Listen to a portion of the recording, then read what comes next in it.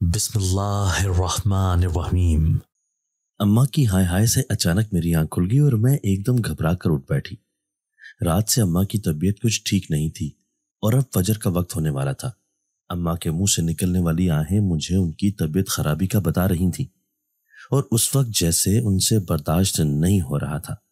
میں ایک دم اٹھ بیٹھی اور اماں کے قریب چلی آئی۔ اماں کے ماتھے پر ہاتھ لگا کر دیکھا تو ان کا سر اس وقت شدید گرم تھا، بخار کی تپش بڑھ چکی تھی۔ میں گھبرا گئی اور تو کچھ سمجھ نہیں آیا، ٹھنڈے پانی کی پٹیاں رکھنے لگی، لیکن اماں کی طبیعت ابھی بھی سنبھلنے کا نام نہیں لے رہی تھی۔ حالانکہ کل میں ڈسپینسری سے دوا تو لے آئی تھی، لیکن اس دوا نے بھی کوئی خاص اثر نہیں دکھایا تھا۔ اچانک بڑھتی ہوئی گرمی نے اماں کو اپنی لپیٹ میں لے لیا تھا اور اس کے باعث اب ان کی طبیعت 2 دن سے سنبھلنے کا نام ہی نہیں لے رہی تھی۔ یہی وجہ تھی کہ ان دنوں میں اماں اپنے کام پر بھی نہیں جا سکتی تھی، اور آج تو بیگم صاحبہ کی طرف سے پیغام بھی موصول ہوا تھا کہ کام پر آؤ ورنہ کام سے نکال دوں گی۔ اماں کے بغیر ان کا کام نہیں چلتا تھا، انہیں بھی مشکل ہوتی تھی۔ یہ بات اماں اچھے سے جانتی تھی، اسی وجہ سے اپنی طبیعت خرابی کے باعث اماں آج کام پر جانا چاہتی تھی، لیکن میں نے انہیں صاف منع کر دیا اور یہی کہا کہ آپ گھر پر آرام کریں، آخر کام پر جانا اتنا ضروری نہیں ہے۔ لیکن اماں آنکھوں میں آنسو بھر لائی اور کہنے لگی، اگر میں کام پر نہیں جاؤں گی تو ہم بھوکے مر جائیں گے۔ تمہیں پتہ تو ہے کہ ہمارے پاس آمدنی کا کوئی اور ذریعہ نہیں ہے، کس طرح ہم اپنا گزارا کریں گے؟ بہتر ہے کہ تم مجھے جانے دو۔ لیکن میں نے اماں کو کام پہ جانے نہیں دیا اور یہی کہا کہ آپ گھر پر آرام کریں، میں آپ کی جگہ کام پر چلی جاتی ہوں۔ بیگم صاحبہ کو کام کی غرض ہے نا تو میں کر دیتی ہوں۔ میں نے اماں کے سامنے مسئلے کا حل رکھا۔ اماں آج تک کبھی مجھے اپنے ساتھ کام پر لے کر نہیں گئی تھی اور نہ ہی انہوں نے مجھے کبھی کسی کا کام کرنے دیا تھا، لیکن اب چونکہ حالات اس طرح کے ہو گئے تھے اور کام سے چھٹی بھی نہیں کی جا سکتی تھی، یہی وجہ تھی کہ بادل نخواستہ اماں کو حامی بھرنی پڑی اور اماں نے مجھے کام پر بھیج دیا۔ 100 طرح کی تاکید اور نصیحتیں اماں نے میرے پلو باندھ دی تھی اور میں ان کے اوپر سر ہلاتی ہوئی بڑے محتاط طریقے سے کام پر چلی آئی تھی۔ آج پہلی بار میں اتنی بڑی کوٹھی میں آئی تھی اور اتنا بڑا گھر اور گھر کی شان و شوکت دیکھ کر میں حیران رہ گئی تھی۔ یقین نہیں آ رہا تھا کہ زمین پر ایسے گھر بھی موجود ہوتے ہیں۔ میرے پاس تو ایک کمرے کا چھوٹا سا گھر تھا جو گرمی میں شدید گرم ہو جاتا تھا اور سردیوں میں اس کے اندر سردی گھس گھس آتی تھی۔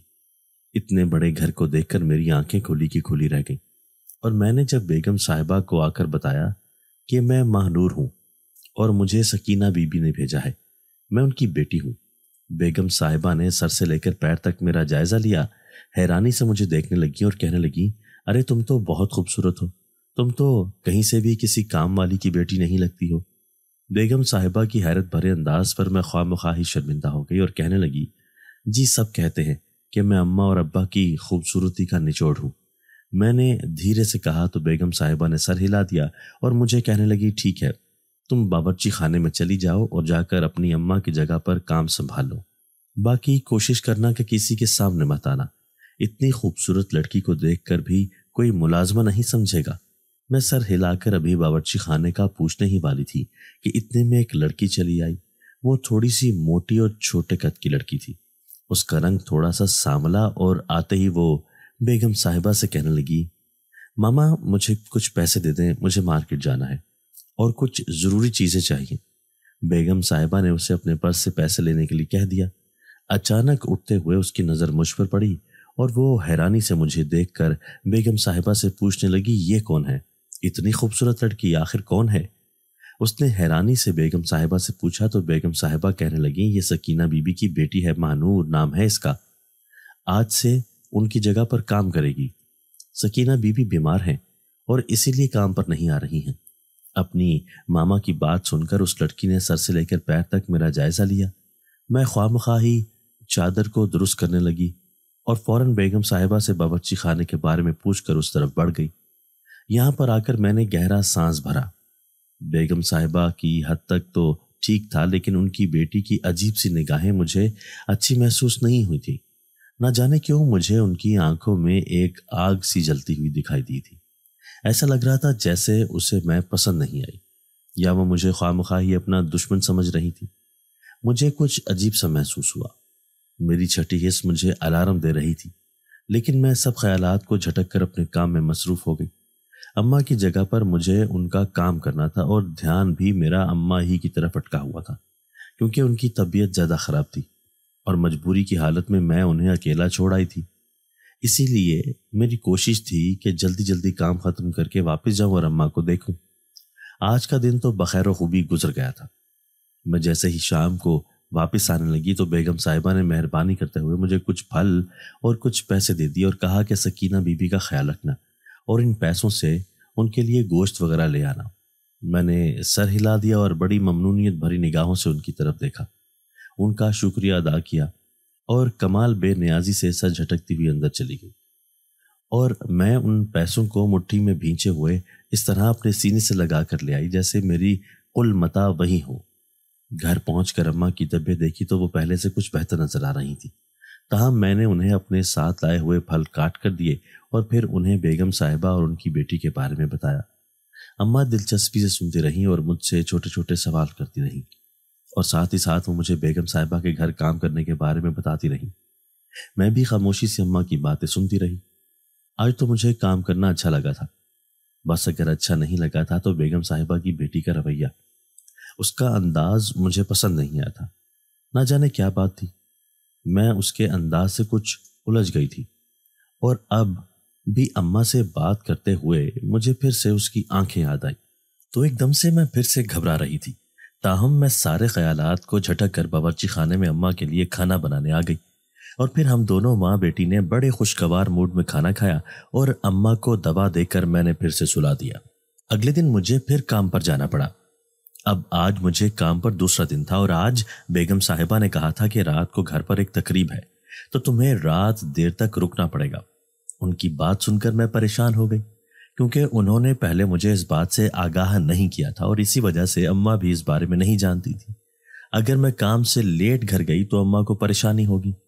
میرے چہرے پر اڑتی ہوئی ہوائیاں دیکھ کر وہ کہنے لگی، تم فکر مت کرو، میں سکینہ بی بی کو پیغام بھیجوا دوں گی۔ بیگم صاحبہ نے کہا تو میں ذرا مطمئن ہو گئی اور باورچی خانے میں چلی آئی جہاں پر رات کی تقریب کے حوالے سے اہتمام کیا جا رہا تھا۔ وہاں پر موجود دوسری ملازمہ سے پوچھنے پر مجھے پتہ چلا کہ رات کو بیگم صاحبہ کی بیٹی زویا کی سالگرہ کی تقریب ہے اور کافی مہمانوں کو مدعو کیا گیا ہے۔ تقریب کا اہتمام گھر کے لان میں کیا گیا ہے اور کچھ کھانا گھر پر بنے گا اور کچھ چیزیں باہر سے منگوائی جائیں گی۔ میں بے حد حیران ہوئی۔ ہمارے ہاں تو آج تک سالگرہ کا تصور بھی نہیں کیا جاتا تھا، قجا کے اتنے بڑے پیمانے پر سالگرہ منانا۔ میں حیرانی سے کندھے اچکا کر رہ گئی اور اپنے کام میں مصروف ہو گئی۔ سارا دن باورچی خانے میں کھڑے ہو کر میری ٹانگیں تھک چکی تھی اور شام تک تو میری ہمت بھی جواب دے گئی۔ کام کے دوران مجھے کچھ کھانے پینے کا ہوش ہی نہ رہا تھا۔ میری حالت دیکھ کر میرے ساتھ کام کرنے والی دوسری ملازمہ نے کہا، ارے مہنور، تم کچھ کھا لو، اس طرح کب تک کام کرتی رہو گی؟ اس طرح تو تمہاری اپنی طبیعت خراب ہو جائے گی۔ اسی نے ہی زبردستی مجھے کھانا دیا اور میں وہیں پر بیٹھ کر کھانے لگی۔ کھانا کھانے کے بعد کچھ ہمت بحال ہوئی تو میں نے اپنا باقی ماندہ کام ختم کیا اور بیگم صاحبہ کو یہ کہنے چلی آئی کہ میں اب گھر جاؤں گی۔ لیکن بیگم صاحبہ نے کہا کہ نہیں، جب تک تم تقریب سے فارغ نہیں ہو جاتی تب تک نہیں جا سکتی۔ ابھی کچھ دیر میں ہی مہمان آنا شروع ہو جائیں گے تو تمہیں مہمانوں کو مشروب پیش کرنا ہے اور اس کے بعد کھانا وغیرہ لگانا اور برتن وغیرہ کی نگرانی کرنی ہے۔ بیگم صاحبہ کا حکم سنتے ہی میں واپس باورچی خانے میں آ گئی کیونکہ مجھے نظر آ گیا تھا کہ بیگم صاحبہ ابھی مجھے واپس جانے نہیں دیں گی۔ کچھ دیر میں ہی مہمان آنا شروع ہو گئے اور سالگرہ کی تقریب کا آغاز ہو گیا۔ میں ٹرے میں مختلف مشروبات رکھ کر مہمانوں کو سرو کرنے لگی۔ ہر کوئی اپنی پسند کے مطابق گلاس اٹھا لیتا۔ اس وقت بھی میں نے سادہ سا لباس پہن رکھا تھا اور دوپٹے کو سر پر جمایا ہوا تھا، لیکن میں نے محسوس کیا تھا کہ اکثر مہمان مجھ سے مشروب کا گلاس لیتے ہوئے ایک نظر حیرت سے مجھے دیکھتے تھے۔ نہ جانے ایسا کیوں تھا۔ میں اسی طرح ٹرے کو اٹھائے ہوئے بیگم صاحبہ کی بیٹی زویا کی طرف بڑھ گئی۔ اس نے اس وقت سنہرے رنگ کی میکسی پہن رکھی تھی اور بالوں کو کھلا چھوڑ کر ماتھے پر ہلکا سا سٹائل بنا رکھا تھا اور کسی لڑکے کے ساتھ کھڑی ہنس ہنس کر باتیں کر رہی تھی۔ میں مشروب پیش کرنے کے لیے جیسے ہی اس کے قریب آئی تو اس کے چہرے پر پھیلی ہوئی ناگواری نے مجھے جیسے اپنے آپ میں ہی سمٹنے پر مجبور کر دیا۔ تاہم وہ لڑکا بڑی دلچسپ بھری نگاہوں سے مجھے دیکھ رہا تھا اور زویا سے پوچھنے لگا، یہ کون ہے زویا؟ زویا نے نخوت سے سر جھٹکتے ہوئے کہا کہ یہ ہمارے گھر کی ملازمہ ہے، اور فوراً ہی مجھے ڈانٹتے ہوئے کہنے لگی جاؤ یہاں سے، تمہیں کس نے بلایا ہے؟ میں جب تک بلاؤں نہ تب تک مت آنا۔ زویا کے انداز پر میرا دل بجھ کر رہ گیا تھا اور میں بے اختیار واپس مڑ گئی۔ اتنے میں مجھے اس لڑکے کی آواز سنائی دی جو اسے کہہ رہا تھا کہ تم نے اس کے ساتھ اچھا سلوک نہیں کیا، وہ ملازمہ ہے تو کیا ہوا، اس کے ساتھ تمیز سے تو بات کرو۔ ویسے یہ رہتی کہاں ہے؟ اس لڑکے نے دلچسپی سے پوچھا تو زویا نے نہ جانے اسے کیا جواب دیا۔ میں نے وہ نہیں سنا۔ میرے حلق میں اس وقت آنسوؤں کا گولا پھنس چکا تھا۔ میں ٹرے اٹھائے سیدھی باورچی خانے میں چلی آئی اور شیلف پر ٹرے رکھنے کے بعد ایک دم میری آنکھوں سے آنسو بہہ نکلے۔ تاہم کچھ دیر خود پہ قابو پا کے میں دوبارہ ٹرے اٹھا کر واپس مہمانوں میں آ گئی، لیکن اب کی بار میرے چہرے پر کوئی رونق نہیں تھی۔ جیسے ہی تقریب کا اختتام ہوا میں نے بیگم صاحبہ سے فوراً کہا کہ مجھے گھر بھجوا دیں، اماں پریشان ہو رہی ہوں گی۔ بیگم صاحبہ نے سر ہلا دیا اور مجھے کچھ پیسے دیتے ہوئے کہنے لگی یہ لو، یہ پیسے رکھ لو، آج تم نے زیادہ وقت کام کیا ہے تو یہ پیسے اضافی کام کے لیے ہیں۔ میں نے خاموشی سے ان پیسوں کو مٹھی میں دبایا اور گھر آ گئی۔ گھر آ کر مجھے زویا کے لہجے کی تذلیل نہیں بھول رہی تھی اور نہ ہی میرے دماغ سے اس کا وہ لہجہ جا رہا تھا۔ میرا دل بار بار بھر آ رہا تھا، لیکن میں اماں سے اپنے آنسو چھپائے ہوئے خوش دلی سے اماں کے ساتھ باتوں میں مصروف تھی۔ اماں کو میں بتا کر پریشان نہیں کرنا چاہتی تھی، کیونکہ مجھے معلوم تھا کہ اس طرح ان کی طبیعت اور خراب ہو جائے گی، اور ویسے بھی مجھے کون سا یہاں پر مستقل کام کرنا تھا۔ میں تو اماں کی جگہ پر کچھ دن کے لیے جا رہی تھی۔ جیسے ہی اماں کی طبیعت سنبھل جاتی اماں نے خود ہی کام پر واپس چلے جانا تھا۔ میں یہ سوچ کر مطمئن ہو گئی، لیکن مجھے نہیں پتا تھا کہ میرا یہ اطمینان کچھ ہی دیر کا ہوگا۔ اگلے ہی دن جیسے ہی میں کام پر گئی تو بیگم صاحبہ کا پیغام ملا۔ میں فوراً ان کے پاس آئی۔ بیگم صاحبہ اس وقت بہت غصے میں تھی، جبکہ زویا بھی ان کے قریب ہی بیٹھی ہوئی تھی۔ بیگم صاحبہ کہنے لگی مہنور، میں نے تمہیں اس لیے کام کرنے کی اجازت دی تھی کیونکہ تم سکینہ بی بی کی بیٹی ہو، اور سکینہ بی بی کو میرے پاس کام کرتے ہوئے بہت عرصہ ہو گیا ہے۔ آج تک کبھی ایسا نہیں ہوا کہ اس نے ایک چھوٹی سی چیز بھی ادھر سے ادھر کی ہو، اور اب کل گھر میں میری بیٹی کا اتنا مہنگا نیکلس چوری ہو گیا اور چرانے والی تم ہو۔ مجھے تم سے ہرگز یہ امید نہیں تھی۔ بیگم صاحبہ کی یہ بات سن کر میرے پیروں تلے سے زمین نکل گئی، اور بے اختیار میں نے سر اٹھا کر ان کی طرف دیکھا اور کہا نہیں نہیں بیگم صاحبہ، ایسی بات نہیں ہے، میں غریب ضرور ہوں لیکن چور نہیں، میں نے وہ نیکلس نہیں چرایا۔ میں نے حواس باختہ ہوتے ہوئے بیگم صاحبہ اور ان کی بیٹی زویا کی طرف باری باری دیکھا، لیکن زویا کے چہرے کی چمک کچھ اور ہی کہہ رہی تھی، جبکہ بیگم صاحبہ کے چہرے پر غصہ تھا۔ وہ مجھے کہہ رہی تھی کہ تم خاموشی سے اپنے گناہ کا اعتراف کر لو، آخر وہ نیکلس چوری ہوا ہے اور تمہارے علاوہ گھر میں کوئی نیا فرد نہیں ہے۔ اگر وہ نیکلس تم نے نہیں چرایا تو پھر کس نے چرایا ہے؟ بیگم صاحبہ نے مجھے غصے سے کہا اور مجھے 10 منٹ سوچنے کا وقت دیتے ہوئے اندر اپنے کمرے میں چلی گئی۔ کہنے لگی میں 10 منٹ بعد واپس آؤں گی اور مجھے تمہارا اعتراف گناہ چاہیے، ورنہ میں پولیس کو بلوا لوں گی اور پولیس اپنے طریقے سے تم سے یہ اعتراف کروائے گی۔ بیگم صاحبہ تو یہ کہہ کر اپنے کمرے میں چلی گئی، لیکن میں بے حد پریشان ہو چکی تھی۔ میں نے چوری نہیں کی تھی اور نہ ہی میں نے زویا کا وہ نیکلس دیکھا تھا، لیکن نہ جانے کیوں بیگم صاحبہ نے مجھ پر اتنا بڑا الزام لگایا تھا۔ میں نے زویا کی طرف دیکھا اور بھیگے ہوئے لہجے میں اس سے کہا زویا میرا یقین کرو میں نے چوری نہیں کی، مجھے تو اس نیکلس کا پتہ بھی نہیں، میں چور نہیں ہوں۔ میں نے روتے ہوئے اسے کہا تو وہ ایک دم اٹھ کر میرے قریب آئی۔ اس کی آنکھوں میں عجیب سی آگ دکھائی دے رہی تھی اور پھر اس کے منہ سے نکلنے والے الفاظ نے میری ہستی کو ہلا کر رکھ دیا۔ وہ کہنے لگی مجھے معلوم ہے کہ تم چور نہیں ہو، نیکلس تم نے نہیں چرایا، دراصل وہ نیکلس تو گم ہوا ہی نہیں، اسے میں نے ہی کہیں چھپا دیا ہے تاکہ تم مجھے کہیں دکھائی نہ دو۔ تم نے کل شایان کے سامنے آ کر بہت بڑی غلطی کر دی۔ شایان میرا آئیڈیل تھا، میں اسے پسند کرتی تھی اور دل و جان سے اس سے محبت کرنے لگی تھی، لیکن اس نے کل سے جب سے تمہیں دیکھا ہے وہ بار بار تمہارا پوچھ چکا ہے۔ آخر تمہیں ضرورت کیا تھی اس کے سامنے آنے کی؟ تمہیں کیا ضرورت تھی میری ہستی بستی زندگی کو اس طرح خراب کرنے کی؟ زویا کے منہ سے یہ باتیں سن کر میں دنگ رہ گئی۔ میں سوچ بھی نہیں سکتی تھی کہ ایسا کچھ ہوگا، تاہم میں نے اپنا قصور نہ ہوتے ہوئے بھی زویا سے معافی مانگ لی اور کہا زویا مجھے معاف کر دو، مجھے معلوم نہیں تھا کہ وہ لڑکا تمہارے لیے خاص ہے، میں تو سب مہمانوں کو مشروب پیش کر رہی تھی، تو اسی طرح میں تمہارے قریب بھی چلی آئی۔ اگر مجھے معلوم ہوتا کہ تمہارے قریب نہیں آنا تو میں کبھی ایسا نہ کرتی، مجھے معاف کر دو، لیکن یہ چوری کا الزام بہت بڑا ہے، مجھے الزام سے بری کرو۔ میں ابھی یہ بات کر ہی رہی تھی کہ اتنی دیر میں بیگم صاحبہ واپس چلی آئی اور کہنے لگی، ہاں ماہنور کہو، کیا تم اپنا گناہ قبول کرتی ہو؟ بیگم صاحبہ نے ذرا سختی سے مجھے کہا تو میں نے امید بھری نگاہوں سے زویا کی طرف دیکھا۔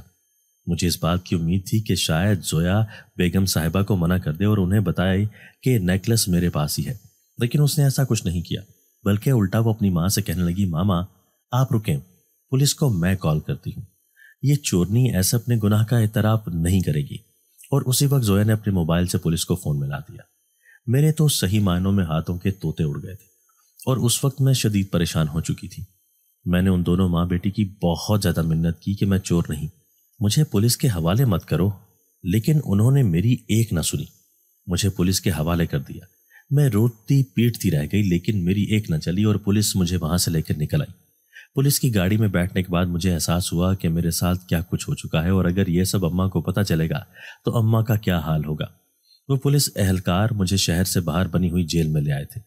میں کبھی اس طرف نہیں آئی تھی، زندگی میں پہلی بار جیل دیکھا تھا۔ یہ جیل بھی بڑی عجیب سی تھی، بڑی پراسرار، تاریک اور تنگ تھی۔ بے اختیار میرا دل بھر آیا تھا، اور اس وقت مجھے اس پولیس اہلکار کی منتیں کرنے کے علاوہ اور کچھ سمجھ نہیں آیا، لیکن اس نے بھی میری باتوں پر دھیان نہیں دیا اور مجھے ایک کوٹھڑی میں بند کر کے وہاں سے چلا گیا۔ میں اس نیم اندھیری کوٹھڑی میں ٹیک لگا کر بیٹھ گئی اور آنے والے وقت کے بارے میں سوچ کر پریشان ہو رہی تھی کہ اب کیا کروں۔ یہ جیل شہر سے کافی باہر تھی، تقریباً 40 سے 50 منٹ تک گاڑی سفر کرتی رہی تھی، اور پھر یہاں اس عجیب جیل میں مجھے لایا گیا۔ یہ اہلکار بھی کافی لمبے قد کاٹ کا تھا اور اس کے ہاتھ پاؤں عجیب سے انداز میں مڑے ہوئے تھے۔ میں پہلی نظر میں اسے دیکھ کر خوفزدہ ہو گئی تھی، لیکن خود کو سنبھال لیا۔ تاہم یہاں آ کر مجھے بہت ڈر لگ رہا تھا، اور اس کوٹھڑی میں بیٹھنے کے بعد ارد گرد کے ماحول کی پراسراریت میرے اوپر پوری طرح طاری تھی، اور اب میں شدید خوفزدہ ہوئی۔ گھٹنوں میں اپنا سر دیے بیٹھی تھی۔ مجھے اماں یاد آ رہی تھی، اور اماں کے بارے میں میں سوچ کر پریشان ہو رہی تھی۔ نہ جانے زویا نے مجھ سے کس بات کا بدلہ لیا تھا جو مجھے الزام لگا کر یہاں پھینک دیا، اور یہ جیل بھی کچھ عجیب جگہ تھی۔ یہاں پر مجھے کوئی پولیس اہلکار دکھائی نہیں دے رہا تھا، ورنہ میں اسی سے پوچھ لیتی، اماں کو نہ جانے میرے بارے میں کچھ خبر ہوتی یا نہیں، اماں کیا کرے گی، وہ کس طرح مجھے اس جیل سے نکالے گی۔ یہ سوچ سوچ کر پریشانی حد سے زیادہ ہو چکی تھی کہ اچانک اسی طرح مجھے ایک آہٹ سی محسوس ہوئی اور تیز خوشبو میری ناک سے ٹکرائی۔ میں نے بے اختیار سر اٹھا کر دیکھا تو ایک طرف روشنی سی محسوس ہوئی اور اسی طرف سے کسی کی آمد کی آہٹ محسوس ہو رہی تھی۔ کچھ دیر بعد میری کوٹھڑی کے باہر ایک خوبصورت جوان لڑکا آ کر کھڑا ہو گیا۔ اسے دیکھ کر بے ساختہ میں بھی خوفزدہ ہوتے ہوئے اپنی جگہ سے کھڑی ہو گئی، تاہم وہ میری طرف بڑی دلچسپی سے دیکھ رہا تھا۔ اس نے پولیس کا لباس نہیں پہن رکھا تھا، لیکن اس کے کپڑے بڑے شاندار سے تھے اور انداز بھی بڑا مغرور سا تھا۔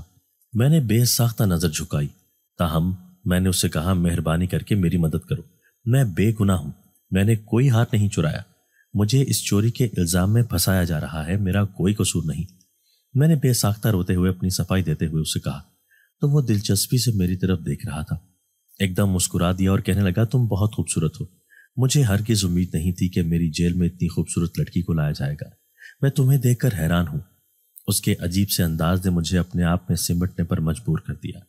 بے ساختہ میں نے اپنی چادر کو درست کیا اور اس سے کہا کہ میری بات سمجھنے کی کوشش کرو، میں بے گناہ ہوں، میں نے کوئی چوری نہیں کی، میں غریب ضرور ہوں لیکن چوری کبھی نہیں کر سکتی، میں نے اپنی صفائی دیتے ہوئے کہا، جبکہ وہ کہنے لگا، ہاں میں جانتا ہوں کہ تم نے چوری نہیں کی، لیکن میں کیا کروں، میں تمہیں یہاں سے نہیں نکال سکتا، بڑی مشکلوں سے تمہیں حاصل کیا ہے، اب ایسے کیسے جانے دوں۔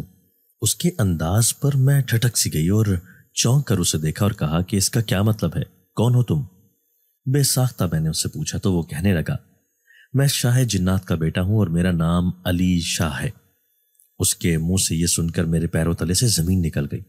میں 2 قدم پیچھے ہٹ کر دیوار سے ٹکرا گئی اور خوف بھری نگاہ سے اس کی طرف دیکھنے لگی، تاہم وہ کہنے لگا، تمہارا مجھ سے خوفزدہ ہونا بنتا ہے، لیکن میں یہی کہوں گا کہ ڈرنے والی کوئی بات نہیں ہے، اس کوٹھڑی کو اپنا گھر سمجھ کر یہاں سکون سے رہو، اگر تم میری بات مان لو گی تو پھر تم جو چاہو گی وہ تمہیں ملے گا، لیکن اگر تم نے میری بات نہیں مانی تو ساری زندگی یہیں پر سڑتی رہو گی۔ اس کے لہجے کی صفاکی نے میرے رونگٹے کھڑے کر دیے۔ بے اختیار میں نیچے بیٹھتی چلی گئی۔ آنسوؤں نے میری آنکھوں کا راستہ دیکھ لیا تھا اور مجھے اس وقت سمجھ نہیں آ رہی تھی کہ میں کس طرح شاہ جنات کے بیٹے کو قائل کروں اور یہاں سے نکل بھاگوں۔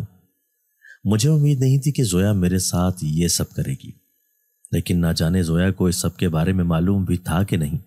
اسے اس بات کی خبر بھی تھی کہ نہیں کہ میں جنات کی جیل میں ہوں اور یہاں پر شاہ جنات کا بیٹا پایا جاتا ہے۔ میں یہ سب کچھ سوچ سوچ کر پریشان ہو رہی تھی اور میرا سر دکھتا جا رہا تھا۔ اماں کے بارے میں مجھے الگ سے فکر تھی اور نہ جانے وہ مجھے کہاں کہاں ڈھونڈیں گی، انہیں میرے بارے میں کیسا لگے گا، وہ لوگوں کو میری گمشدگی کے بارے میں کیا بتائیں گی۔ عجیب سی سوچیں مجھے پریشان کر رہی تھی، لیکن ان سوچوں سے نکلنے کا میرے پاس کوئی بھی راستہ نہیں تھا۔ میرا باقی وقت وہاں پر ڈرتے ڈرتے گزرا تھا، اور پھر نہ جانے اسی طرح کب میری آنکھ لگ گئی، مجھے خبر ہی نہیں ہوئی۔ خواب میں نے دیکھا کہ اماں مجھے آوازیں دے رہی ہے، مہنور مہنور بیٹا میری بات سنو، مجھے پانی پلانا۔ میں اماں کی آواز سن کر اٹھتی ہوں اور ایک دم پانی کا گلاس بھر کر ان کے قریب لے جاتی ہوں، لیکن نہ جانے کیا ہوتا ہے، پانی کا گلاس نیچے گر جاتا ہے اور میں کسی اور جگہ پہنچ جاتی ہوں۔ اماں بے اختیار گھبرا کر مجھے دوبارہ پکارنے لگتی ہے اور پھر میری آنکھ کھل جاتی ہے۔ میں ایک دم اپنے سینے پر ہاتھ رکھ کر اماں کو آواز دیتی ہوں، اماں، لیکن اماں کہیں نہیں ہوتی، اور جیل کی کال کوٹھڑی میرا نصیب بنی ہوئی تھی۔ اگلے دن شاہ جنات کا بیٹا پھر سے وہاں پر آیا اور میری طرف بڑی اشتیاق بھری نگاہ سے دیکھنے لگا۔ مجھے بہت عجیب محسوس ہوا۔ میں نے اپنی چادر درست کی اور ایک بار آخری کوشش کے طور پر اسے کہنے لگی، دیکھو تم بھی اچھی طرح جانتے ہو کہ میرا کوئی قصور نہیں ہے، مجھے زویا نے اس معاملے میں پھنسایا ہے، مہربانی کر کے مجھے یہاں سے نکال دو۔ میری ماں بیمار ہے، وہ میری منتظر ہوگی، اگر اسے میری گمشدگی کی اطلاع مل گئی تو وہ جیتے جی مر جائے گی، تو مجھے یہاں سے نکال دو تاکہ میں اپنے گھر جا سکوں۔ میں نے بڑی آس اور امید سے اسے کہا، لیکن وہ کہنے لگا، میں ایسا نہیں کر سکتا، میں زویا کو دھوکہ نہیں دے سکتا، اس نے میرے ساتھ جو ڈیل کی وہ اس نے پوری کی، اور اب میری باری ہے، میں اپنی کی گئی ڈیل پوری کروں گا۔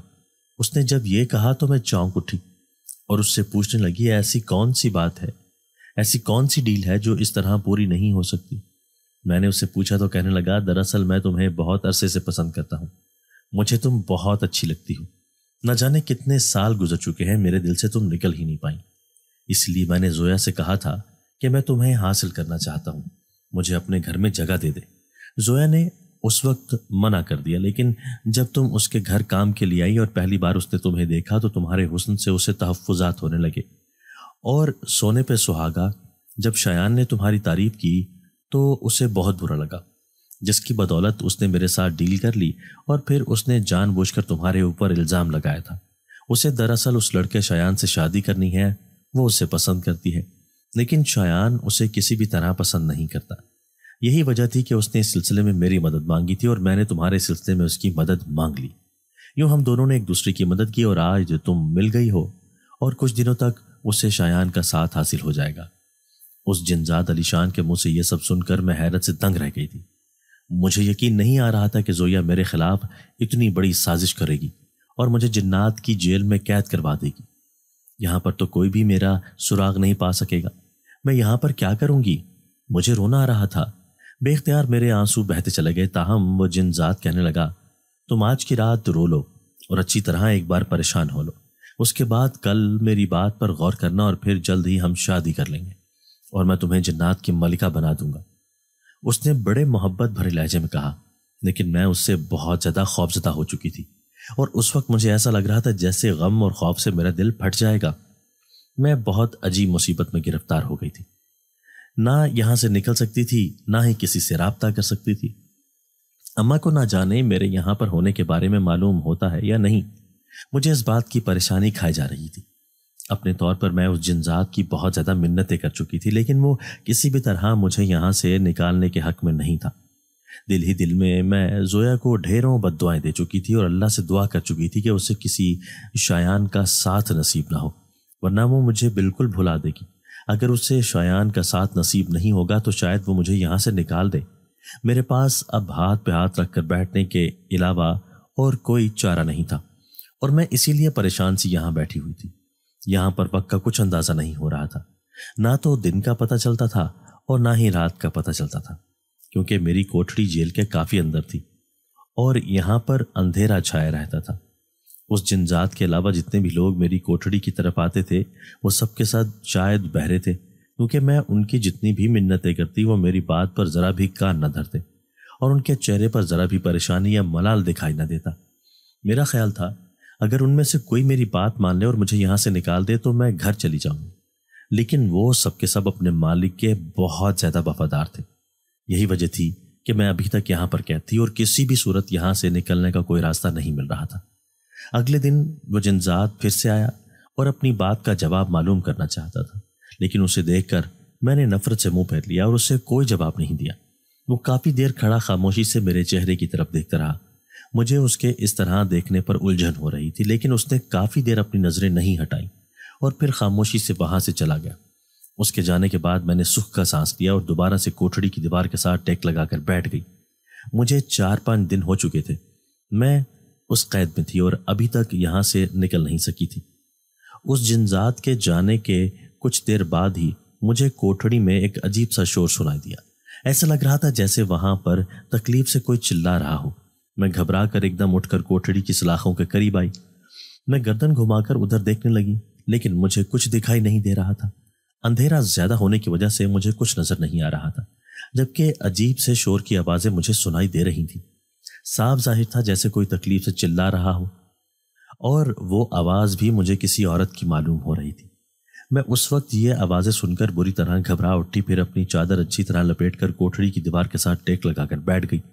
میں اس انداز میں بیٹھی ہوئی تھی کہ جیسے ابھی اٹھ کر یہاں سے بھاگ جاؤں گی۔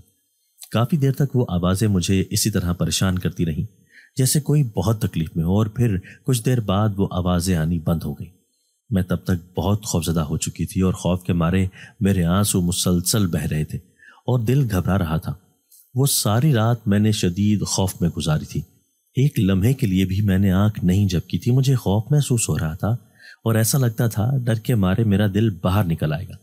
میں جلد از جلد یہاں سے نکلنا چاہتی تھی۔ اس کوٹھڑی نے مجھے شدت کا خوف زدہ کر رکھا تھا، لیکن نکلوں کیسے؟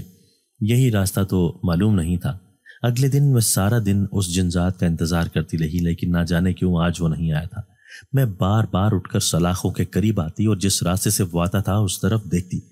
1-2 بار تو میں نے اونچی اونچی آوازیں بھی دی، علی شاہ، علی شاہ، اگر تم قریب ہو تو میری بات سنو، لیکن میری آواز کے جواب میں وہاں پر کوئی بھی نہیں آیا۔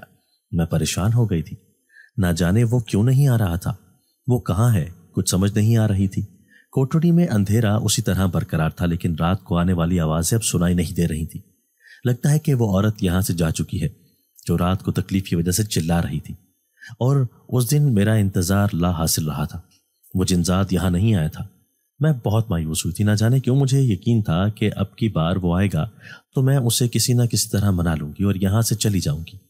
رہ رہ کر اماں کا خیال میرے دل کو کچوکے لگا رہا تھا اور پریشانی کے مارے مجھے نیند بھی نہیں آ رہی تھی۔ اور پھر یہ اس سے اگلے دن کی بات ہے جب میری کوٹھڑی کے باہر آ کر کوئی رکا تھا، لیکن یہ وہ جنزات نہیں تھا۔ میں اسے یہاں پر دیکھ کر حیران رہ گئی تھی۔ اس کے آنے کی مجھے امید نہیں تھی، لیکن وہ یہاں پر آ گئی تھی تو میں نفرت سے منہ پھیر کر رہ گئی تھی۔ تاہم وہ کچھ دیر وہاں پر کھڑی رہی اور پھر واپس پلٹ گئی۔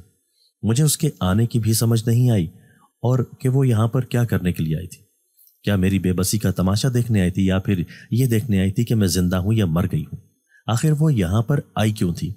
اس کے یہاں پر آنے نے مجھے بہت غصہ دلایا تھا اور میں اپنے آپ میں ہی الجھ کر پریشان رہ گئی تھی۔ اس کے کچھ دنوں بعد تک وہ جنزات یہاں پر نہیں آیا تھا۔ میں روز اس کا انتظار کرتی، لیکن نہ جانے کیوں وہ یہاں پر نہیں آ رہا تھا، اور میں اب دن بدن مزید پریشان ہوتی جا رہی تھی۔ پریشانی اور خوف کے مارے میری حالت خراب ہو رہی تھی، میری صحت بہت زیادہ متاثر ہو رہی تھی، اور اماں کی فکر مجھے سونے نہیں دیتی تھی۔ نہ جانے میرا کیا ہوگا۔ اور پھر اسی طرح کافی دن گزر گئے، اور ایک دن کوٹھڑی کے دروازے پر میں نے جیسے دیکھا، اسے دیکھ کر میرے پیروں تلے سے زمین نکل گئی۔ حیرت کے مارے میری آنکھیں ساکت ہو گئیں۔ میں اپنی جگہ پر جمی کی جمی رہ گئی۔ کوٹھڑی کے دروازے پر اماں کھڑی تھی۔ اماں روتی ہوئی نگاہوں سے میری طرف دیکھ رہی تھی۔ اماں نے مجھے مخاطب کیا، مہنور، میری بچی، یہ تیرے ساتھ کیا ہو گیا؟ اماں روتے ہوئے مجھے کہہ رہی تھی۔ اماں کی آواز سن کر مجھے جیسے یقین آیا کہ واقعی اماں وہاں پر موجود ہے، ورنہ مجھے اس سے پہلے یہ سب اپنا خواب ہی لگ رہا تھا۔ اور پھر میں ایک دم اٹھ کر اماں کے پاس آ گئی اور اماں کے گلے لگنا چاہا، لیکن کوٹھڑی کی سلاخیں درمیان میں حائل ہو گئیں۔ اماں بے اختیار مجھے اپنے ساتھ لگا کر رونے لگیں اور میں خود بھی پھوٹ پھوٹ کر رو رہی تھی۔ یہ پہلی بار تھا کہ میں اماں سے اتنے دنوں تک اتنی دور رہی تھی اور اماں کو میری کچھ خیر خبر نہیں تھی اور مجھے اماں کا کچھ پتہ نہیں تھا۔ اب جب اماں نے مجھے اپنے سامنے صحیح سلامت دیکھا تو اپنے جذبات پر قابو نہیں رکھ پائی تھی۔ میری بھی حالت کچھ مختلف نہیں تھی۔ کافی دیر رو چکنے کے بعد جب ہم دونوں ایک دوسرے سے الگ ہوئیں تو دل کا بوجھ کافی ہلکا ہو گیا تھا، اور پھر بے اختیار میں نے اماں سے پوچھا، اماں آپ یہاں کیسے آئیں؟ میں نے اماں سے پوچھا۔ اماں گہری سانس بھرتے ہوئے کہنے لگی، یہ ایک لمبی کہانی ہے، گھر پہنچ کر تجھے بتاؤں گی، آجا باہر آجا۔ اماں نے یہ کہتے ہوئے کوٹھڑی کا ایک طرف سے تالا کھول دیا اور مجھے باہر لے آئیں۔ میں ایک بار پھر اماں کے گلے لگ گئی اور پھر سے رونے لگی۔ مجھے یقین نہیں آ رہا تھا کہ میں اب اس کوٹھڑی سے باہر آ گئی ہوں، اس اندھیرے سے روشنی کی طرف آ گئی ہوں اور اب اپنے گھر جا رہی ہوں۔ میں اماں کا ہاتھ تھامے اس جیل سے باہر نکل آئی، اور جیل کوئی انسانی جیل نہیں تھی جہاں پر کوئی قید کیا گیا تھا، ایسی جیل سے تو موت اچھی تھی۔ تاہم میں نے شکر ادا کیا کہ اللہ نے مجھے ایک نئی زندگی دی ہے۔ میں اماں کے ساتھ گھر واپس لوٹ آئی۔ ایسا لگ رہا تھا جیسے میں برسوں کے بعد اس گھر میں واپس آئی ہوں۔ اس وقت مجھے اپنا یہ چھوٹا سا ایک کمرہ والا گھر بہت اچھا لگ رہا تھا۔ کچھ دیر سانس لینے کے بعد میں نے اماں سے پوچھا، اماں آپ کو کیسے معلوم ہوا کہ میں وہاں پر ہوں اور آپ کس طرح وہاں پر آئیں؟ میں نے اماں سے دریافت کیا تھا۔ وہ کہنے لگی، جب تم کام سے واپس نہیں آئی تو مجھے بہت پریشانی ہونے لگی تھی۔